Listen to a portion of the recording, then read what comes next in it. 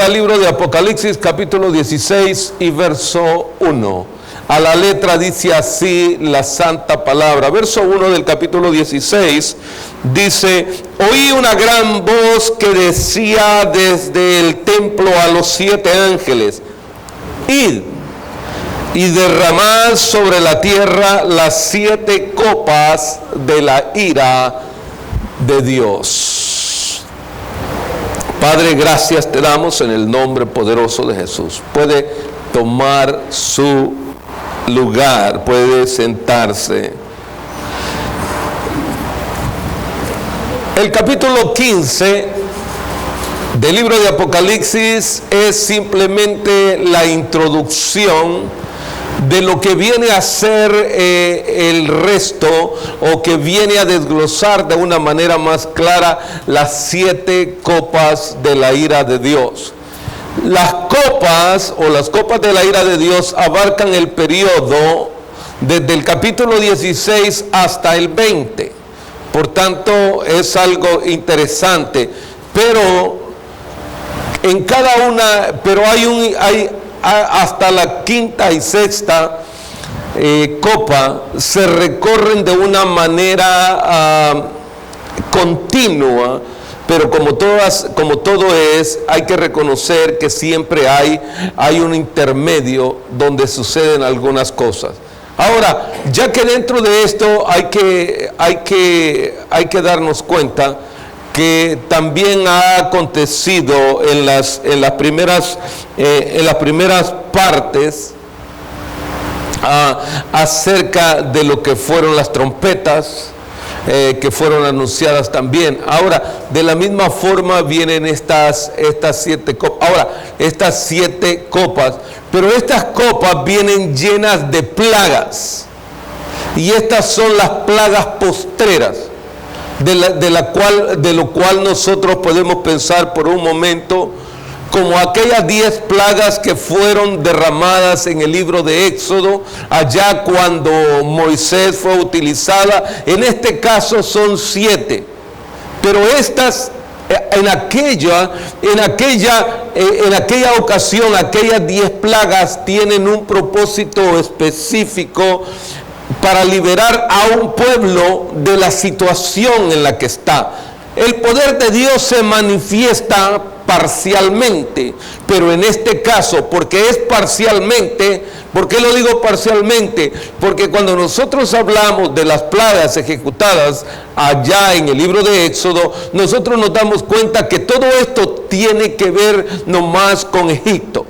Allá es donde se desarrolla todo esto, y esto abarca el periodo o el lugar específicamente donde el pueblo de Dios está ubicado, donde Dios tiene grandes propósitos para aquella nación, para aquel pueblo, no nación todavía, tenía grandes planes para ello, y para ello Dios hace que suceda todo esto. Ahora, sin embargo, en este caso, cuando usted lee todo esto en el libro de Éxodo, usted lo lee literalmente, y cada una de ellas está ocurriendo de la misma forma. Van ocurriendo, el Nilo se convierte en sangre, hay un derramamiento de sangre, toda agua es convertida en sangre, excepto que Dios cuida a su pueblo de una manera muy especial. La rana, los piojos, cada una de estas cosas están aconteciendo, y siempre tienen un porqué. Tienen una razón específica. Las tinieblas, cuando invaden las tinieblas, allá en el libro de Éxodo, tiene el propósito de golpear la idolatría del pueblo de Israel. Ahora, también de la misma forma, estas 7 plagas que son postreras, en otras palabras, es lo que Dios está diciendo que se cumplirá. Y recordemos una cosa, que todo lo que Dios dice es amén y amén, y se cumplirá. Ahora, lo que sucede es que muchos de nosotros ni siquiera sabemos, ni tenemos ni la más mínima idea de los acontecimientos que vendrán. Nuestra generación de cristiano se está perdiendo cada día porque no quiere realmente conocer la palabra. No quiere darse cuenta que un día nosotros seremos pesados con la balanza divina, donde dice: no se tendrá al injusto por inocente. Esa es la balanza de Dios. La balanza de Dios dice: los hijos no llevarán el pecado de los padres. Esa es la justicia divina. Y es que cualquiera dirá en algún momento determinado: eso lo dice Él porque lo dice por sus palabras. No lo digo por mí. Yo repito lo que el Señor ha dejado escrito acá por aquellos santos hombres que fueron inspirados por Él para traer a nosotros esa palabra. ¿Qué? Nos disgusta, nos incomoda, ya ese es otro asunto.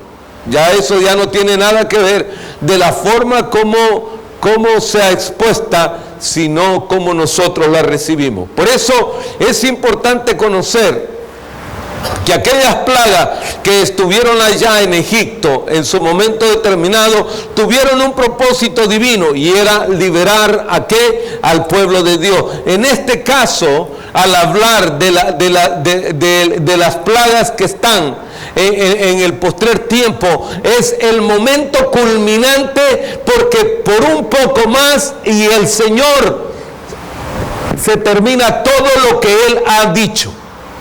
Ahora, antes de todo esto, debemos de reconocer que las trompetas, los ángeles mismos hicieron cada uno de los anunciamientos de las cosas que están por suceder. O sea, que parcialmente la tierra misma gime con dolores como una mujer en parto. ¿Por qué? Porque el hombre ha sobrepasado el pecado. Ahora, ¿qué pasa con ello? Que quiere decir que al final de todo, la consumación se llevará a cabo como el Señor lo ha declarado. Por eso es que es de suma importancia analizar bien estas copas, aunque son tan claras. Al menos este día trataré de avanzar un poco, poder darnos cuenta de qué manera Juan las expone de una manera bastante sencilla y práctica e entendible para cada uno de nosotros. Ahora, estos siete ángeles que están, de los que habla el verso 1, dice el verso 1: y oí una gran voz que decía desde el templo. Esa voz que se escucha del templo no es una voz cualquiera y común. Esa es la voz de Dios dando una orden a unos ángeles. Ahora, y cada ángel, sabe que nosotros estamos, la iglesia de Cristo debe de funcionar conforme al estatus establecido por Dios. Porque Dios tiene de una forma organizada aún a los ángeles, de una manera muy organizada a los ángeles para desarrollar cada uno de los trabajos. La iglesia misma tiene que funcionar también lo mismo. Dice el apóstol Pablo en la epístola a la primera a los Corintios, dice: nosotros siendo muchos somos un cuerpo en Cristo. Quiere decir que nosotros siendo miembros en uno, que uno con otro, cada uno de nosotros tiene una función diferente, pero funciona en el cuerpo. Hace un instante allá sentado, yo los veía a ustedes tocando. Y yo me regocijo al verlos tocando, créanme. Créanme que yo los veo allí, los veo tocando, veo a Junior cantando. A mí me da gusto ver cómo ustedes veo cómo te agachas tocando la guitarra, te deleitas tocando la guitarra. A Dani allá también dándole a la acá, buscándole, dándole. Eso quiere decir, no lo puedo hacer yo, pero lo hacen ustedes y ustedes se deleitan. Los ángeles de la misma forma se deleitan haciendo lo que Dios los manda a hacer. Por eso cuando Dios nos llama a nosotros a hacer algo dentro de una iglesia, nosotros debemos de deleitarnos al hacer aquello que nosotros hacemos. ¿Por qué? Porque la Biblia tiene un orden específico con respecto a los ángeles, que en un momento voy a hablar al respecto de ellos, pero quería llegar a esta parte porque esa voz que ellos están escuchando es la voz que sale de en medio del templo y es la voz del Señor. Y ahora Él les está diciendo desde el templo a los 7 ángeles: id y derramad sobre la tierra las 7 copas de la ira. Id y derramad sobre la tierra las 7 copas de la ira de Dios. Este es el momento final. Acá nosotros podríamos decir, aquí se va a acabar todo. En un vocablo sencillo se va a terminar todo. Ya el que tuvo la oportunidad de ser salvo, si no abrazó la fe, si no se entregó su vida a Cristo, ya no tendrá otra oportunidad. Es ahora cuando hay que arrepentirse. Por eso algunas veces nosotros estamos pensando, yo me arrepiento mañana, yo me arrepiento mañana. ¿Quién te garantiza mañana? ¿Quién te garantiza mañana?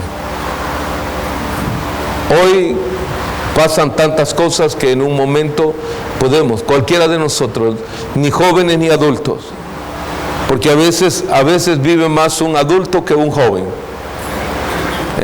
Cualquiera de nosotros puede terminar allí, pero mi pregunta sería, ¿cómo está tu vida?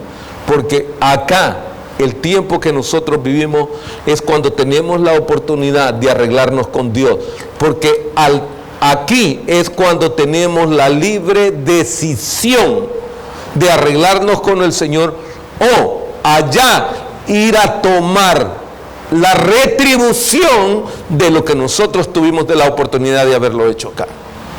Por eso, Él está hablando acá, y cuando se acerque la ira de Dios, no habrá quien detenga todo ello, porque Dios ha tenido paciencia para con el hombre de generación en generación. Dios ha sido bueno. Ahora, por eso es que nosotros vivimos tiempos tan difíciles como los que dice Mateo capítulo 24, verso 37. Si usted va conmigo, Mateo capítulo 24, verso 37 en adelante, dice, mas como en los días de Noé, así será la venida del Hijo del Hombre. Verso 38. Porque como en los días antes del diluvio, dice, estaban comiendo, bebiendo, casándose, dándose en casamiento, hasta el día en que Noé entró al arca. Verso 39. Y conocieron, dice, y no conocieron hasta que vino el diluvio y los llevó a todos. Así será también la venida del Hijo del Hombre. Verso 40, porque todavía llega un poco más. Entonces estarán allí. Ahí hay un cambio. Ahí hay un cambio. Y quise llegar al verso 40 porque la primera parte que hablé, del verso 37 al verso 39, está hablando de la inmoralidad del hombre. El hombre mismo, sujeto, dice el libro de Romanos, a sus propias pasiones, deseos y concupiscencia, arraigado por ello, se desvió y dejó de rendirle culto al verdadero Dios. ¿Por qué? Porque esas palabras que Mateo está declarando, el Señor está declarando en el Evangelio según San Mateo, tienen que ver con el estilo pecaminoso del hombre. ¿Cómo se desvía? ¿No se ha dado cuenta que hay algunos que peleamos porque si alguien se tapa o no se destapa? Porque hay algunos de nosotros que criticamos al hermano que tenemos enfrente y le vemos que trae el cabello corto, y porque trae el cabello corto es pecador. Pero nosotros hacemos otros pecados que están tapados. Ahora, de todas formas, lo que sucede en este caso es que cada vez que nosotros le miramos el pecado a nuestro hermano, le vemos la paja del hermano, no queremos admitir que nosotros traemos un tronco en nuestro ojo. Esa es parte de la parafraseada mía, no para que lo lea así literalmente. ¿Ok? ¿Por qué? Digo un tronco porque no traemos una viga, traemos un tronco. ¿Ah? Ahora, ¿todo por qué? Porque somos seducidos por el pecado. Y esto es similar a los días de Noé. Ahora, sin embargo, cuando llega el verso 40 en el Evangelio de Mateo, nosotros nos damos cuenta que aquí está diciendo, entonces estarán dos en el campo. El uno será tomado y el otro será dejado. Verso 41. Dos mujeres moliendo, dice, dos mujeres moliendo a un molinillo, la una será tomada y la otra será dejada. Ahora, está hablando precisamente del mismo problema, pero aquí es el problema de cuando Dios escoge. Ahí es la elección de Dios.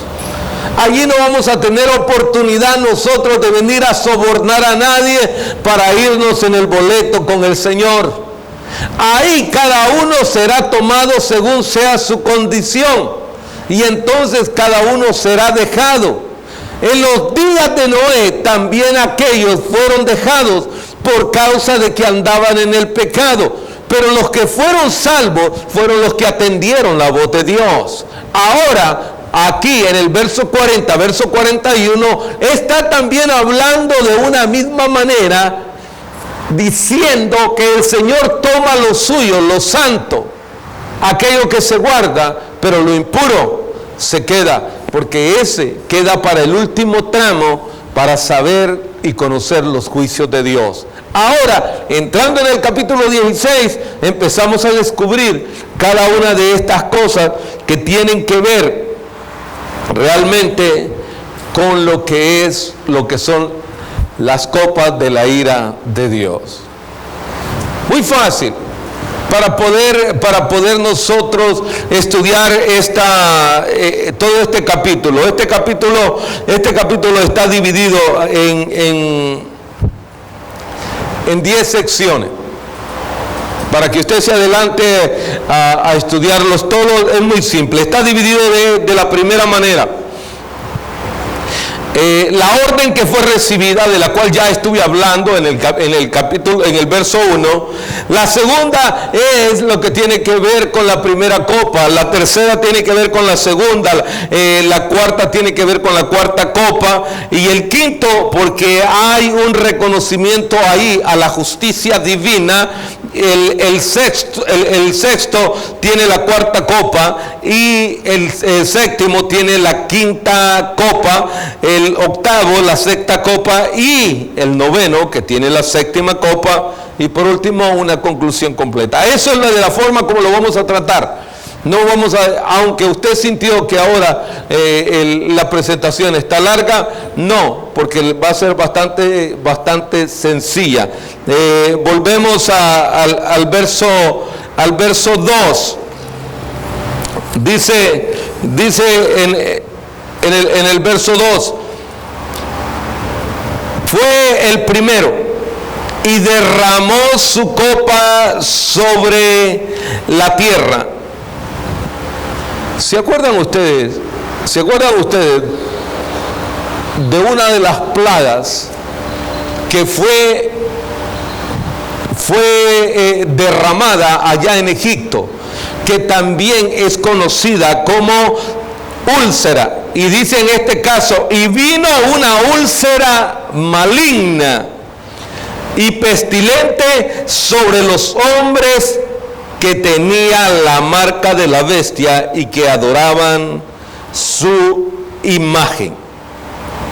Ahora, qué interesante.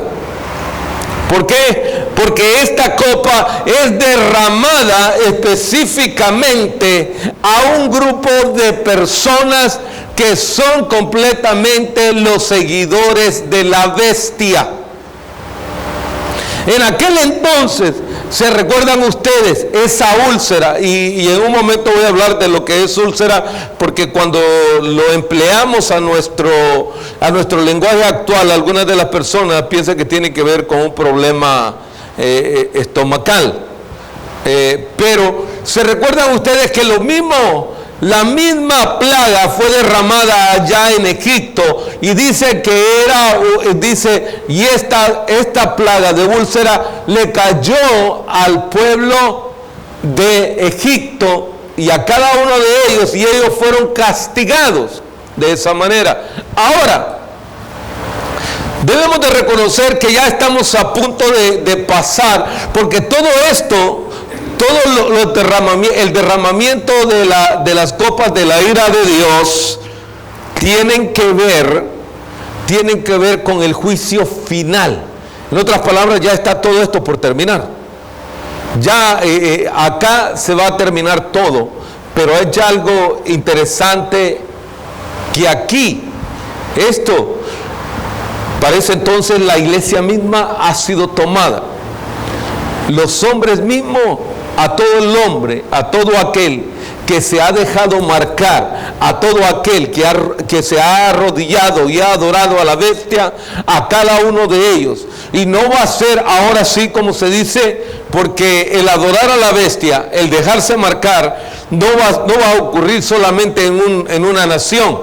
Ahora sí viene a nivel general, a nivel mundial, y a nivel mundial esta úlcera va a caerle al hombre. Y hay algo también que vale la pena mencionar.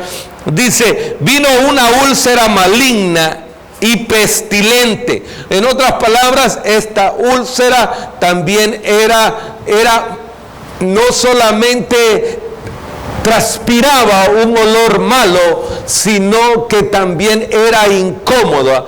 Y no es la úlcera de la que muchos van al tratamiento al médico, que son ciertas llagas que ocurren en el estómago, para que los médicos den medicina. Algunos les dicen, les recetan ciertos medicamentos para que el estómago no se pegue, porque al pegarse el estómago, entonces la persona sufre de ardores estomacales. Pero en este caso no está hablando de eso, son de llagas que supuran en todo el cuerpo.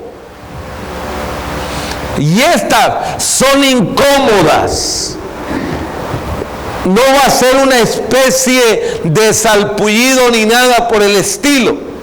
Son llagas completamente que van a estar en todos los hombres. Y algo muy interesante también entre medio de todo esto, que aunque adoran a la bestia, ni aún adorando a la bestia, y ella haciendo milagros, porque se les dará potestad de hacer milagros, en ese momento no podrá hacer ningún milagro para con sus seguidores. Por lo tanto, será algo terrible. A ver, a usted cuando le ha caído algo así y le pica, ¿cómo se siente? Usted que no siente paz, y aun cuando trae ropa encima, usted siente que la ropa le incomoda. Esa manera, cuando son ese tipo de llagas, no va a soportar ropa encima de aquello. Ahora, y aquí empieza a decir, y pestilente, sobre los hombres que tenían la marca de la bestia y que adoraban su imagen. Entonces, todos aquellos, ¿por qué digo esto y quiero enfatizar esto?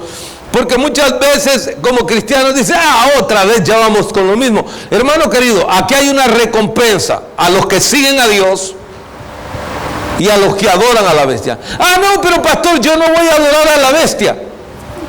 Yo no sé ni si, mire, yo no picho, cacho, ni dejo batear, pero yo no me meto en nada. Por cuanto también estás ahí, de todas formas, no podrás entrar al reino de Dios.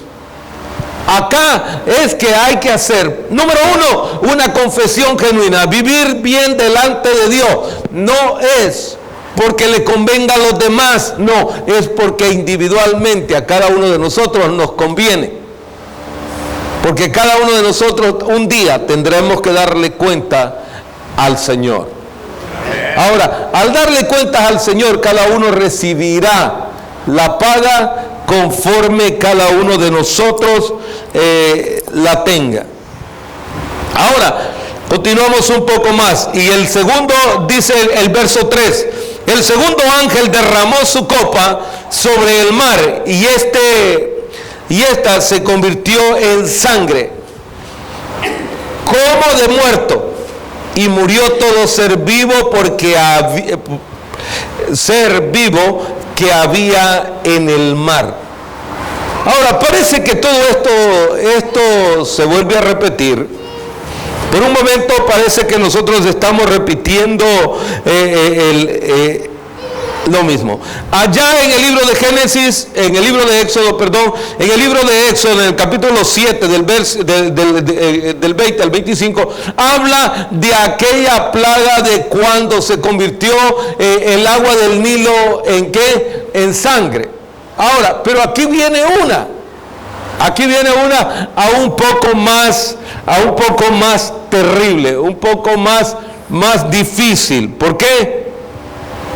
Porque dentro de todo ello, también en el capítulo 8, viene también los juicios de la segunda trompeta.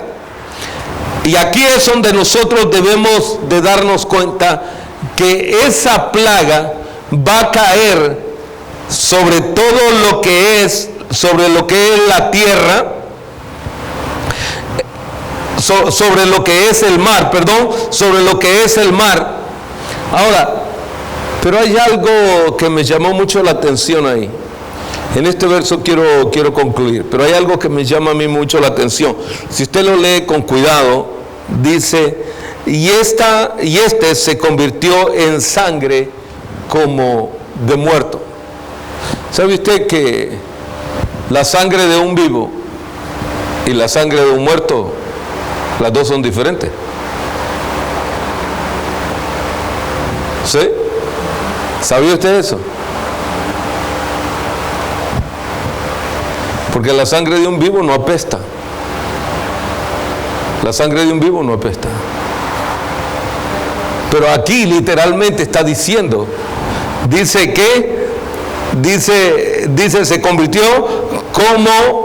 se convierte en sangre como de muerto. Y ahora, esto pone aún todavía más difícil todo lo que es y todos los animales que viven en el mar. Toda especie marítima va a morir completamente. ¿Por qué? Porque se va a volver lo que nosotros decimos muchas veces. Esto es como una especie de sangre coagulada. Y la sangre coagulada o la sangre de muerto se coagula y esa sí apesta. Ahora, quiere decir que automáticamente toda especie marítima va a morir. Y esto no es a una sola parte. Esto es a todo el mar. Ahora, la humanidad entera vive alrededor, más o menos utilizando todo lo que el mar produce, en un 60 a un 70% se consume para alimento. Por lo tanto, imagínense qué clase de escasez va a haber en esos días. Si un 60, un 70% el mar no va a producir alimentos para el hombre, ¿qué va a tener para comer el hombre? Nada. Entonces quiere decir, no habrá pescado, no habrá todo lo demás que el hombre consume en normalidad. Ahora yo digo, y todos aquellos que les gusta el sushi y todo esto, se van a quedar allí, porque se van a quedar ahí. Ahora, y lo que van a encontrar es realmente sangre, ¿qué? Ahora, y no solamente eso, porque una copa de la ira de Dios viene tras la otra. Entonces quiere decir que los acontecimientos van a ser más terribles, más catastróficos. El hombre mismo se está llegando al punto de quedar contra la pared. Y el hombre